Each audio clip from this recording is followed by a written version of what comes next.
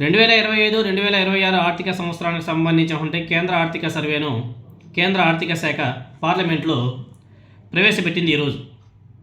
ఆ సందర్భంగా తెలుగు రాష్ట్రాల్లో అమలైనటువంటి అభివృద్ధి కార్యక్రమాల మీద ప్రత్యేకంగా ప్రస్తావన రావడం జరిగింది.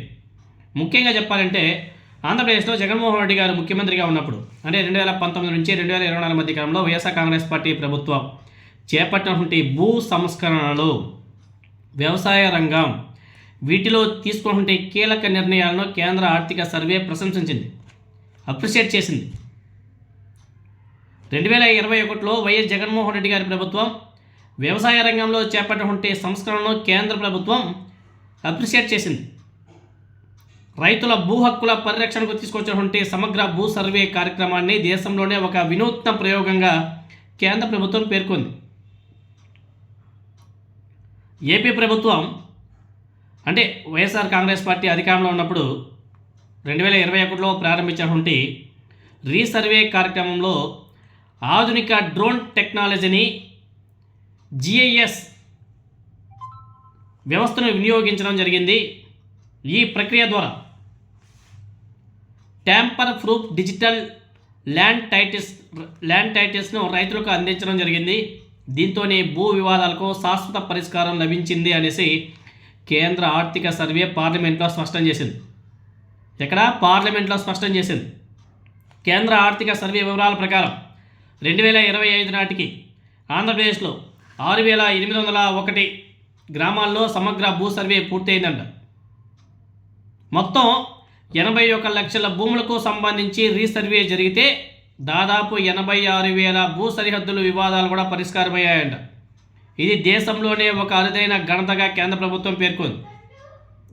ఇటీవల జరిగినటువంటి మీడియా సమావేశంలో జగన్మోహన్ రెడ్డి గారు తమ ప్రభుత్వం చేపట్టినటువంటి భూ సంస్కరణలు, భూ హక్కు, భూరక్ష పథకాన్ని ఒక మహాయజ్ఞంగా ఆయన కూడా వర్ణించడం జరిగింది.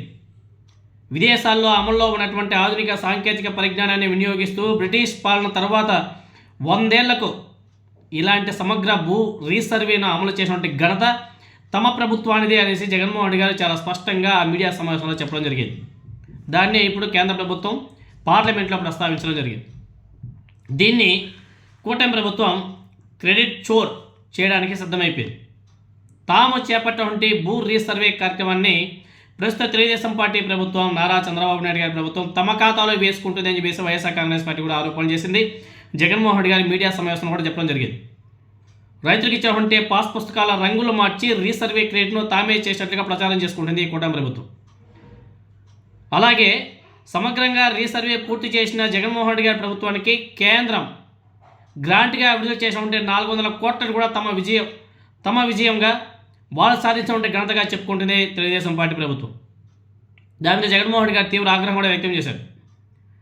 కేంద్ర ప్రభుత్వ ఆర్థిక సర్వేలో వచ్చేటువంటి ప్రశంసలతో సమగ్ర భూ రీసర్వే ఘనత పూర్తిగా వైఎస్ జగన్మోహన్ రెడ్డి గారి ప్రభుత్వానిదే అని చెప్పేసి మరోసారి చాలా స్పష్టమైంది. అత్యాధునిక సాంకేతికతతో, అత్యాధునిక టెక్నాలజీతో రైతులకు భద్రత కల్పించే ఈ సంస్కరణలు ఆంధ్రప్రదేశ్ను దేశానికి ఆదర్శంగా నిలిపాయని చెప్పేసి రాజకీయ పండితులంతా కూడా అభిప్రాయపడుతున్నారు.